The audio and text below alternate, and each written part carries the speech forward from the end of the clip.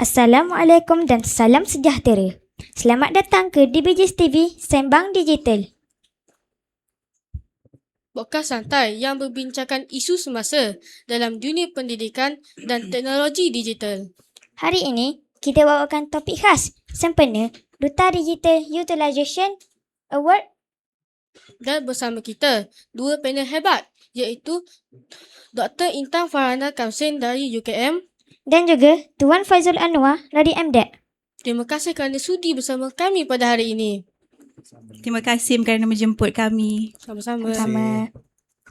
Baik, saya mulakan dengan Dr. Intan. Doktor, kongsikan sedikit latar belakang dan kepakaran doktor di UKM. Okey, terima kasih. Akil ke? Okey. Okey, Akil, terima kasih untuk soalan itu. Saya berlatar belakangkan teknologi dan berfokuskan kepada teknologi dalam pendidikan. Normally saya bekerja rapat dengan komuniti, orang asli, gelandangan dan sebagainya. Dan kita memang fokusnya untuk memberikan pendedahan bagaimana teknologi itu boleh diterapkan dalam bidang pendidikan. Seperti yang kita sedia maklum sekarang ni, teknologi sedang berkembang pesat. Justru itu kita nak setiap sekolah ataupun setiap pelajar itu sendiri mempunyai ilmu berkenaan dengan teknologi walaupun sedikit, at least ada. So, saya punya bidang lebih kepada teknologi dalam pendidikan. Terima kasih. Sama. Terima kasih, Doktor. Seterusnya kepada Tuan Faizul Anwar. Tuan, boleh perkenalkan diri, latar belakang dan peranan Tuan di MDEC?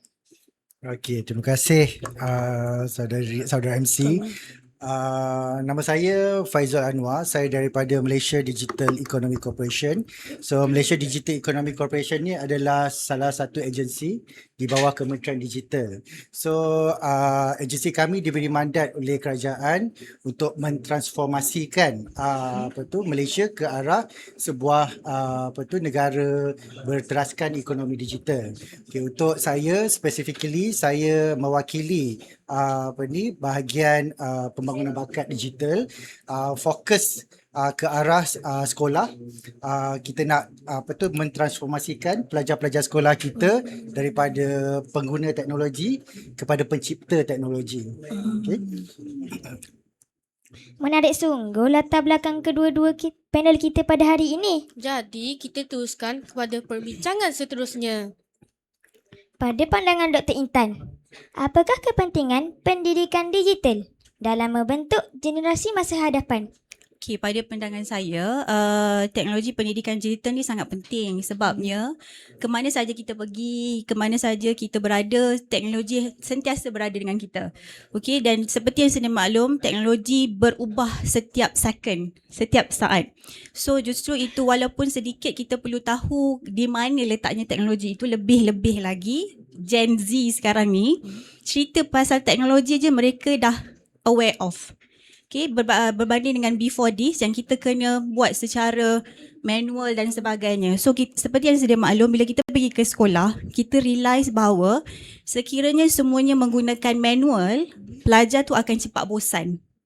Okay, ini berdasarkan kajian juga yang dilaksanakan. So justru itu kita kena ada elemen pengintegrasian teknologi supaya pembelajaran itu dapat dilaksanakan dengan lebih bermotivasi dan mendapatkan kualiti yang lebih berkesan. Terima kasih.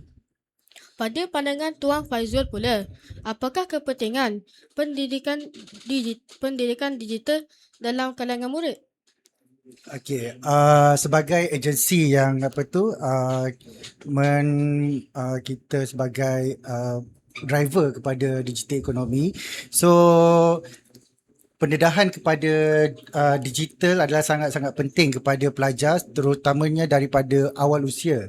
Sebab sekarang ni macam tadi Dr. Intan cakap, kita tak boleh lari daripada teknologi. Teknologi tu bergerak pantas.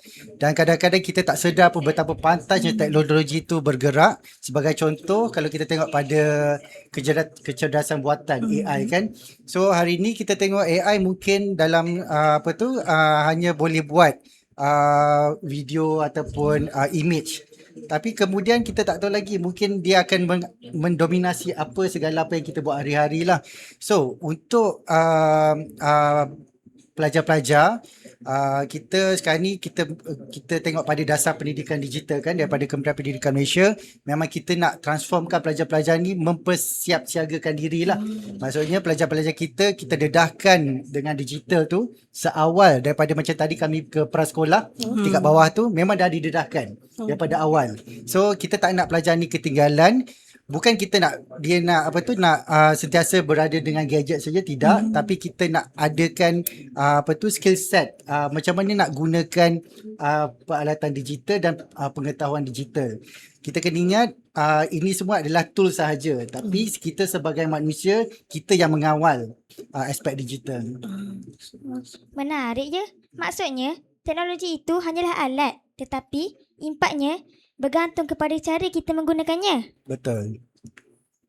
Apakah harapan Dr. Intan pada masa akan datang untuk SK Bukit Gasing sebagai sebuah sekolah digital?